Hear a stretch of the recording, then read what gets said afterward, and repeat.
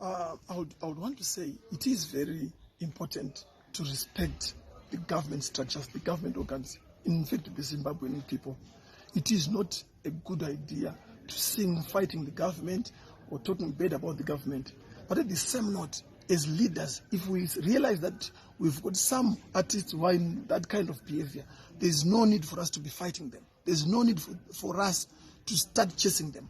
There are many ways of sitting down with people and trying to teach them or guide them in a very good way for them to attend or address their issues in a very formal or smart way.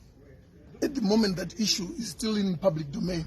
It's not yet in our possession. But if he comes to us and say, this is the issue that I'm facing, or this is what I've been done, we can sit down and find ways and means to make sure that everything, he is a Zimbabwean, he must have protection, he must be protected. At the same time, he must be guided if he's trying to produce something that will cause unnecessary instability in our country. So we can also sit down with him. There's no need for us to be fighting. We are Zimbabweans.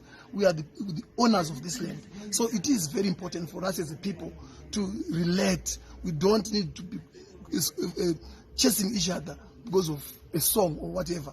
It is very important for us to sit down or even to come to us, or we can even talk to him to say, this is not the right way of addressing your issues. Probably he's trying to address his issues, but the way he tried to address them, it is the way that is causing unnecessary chaos.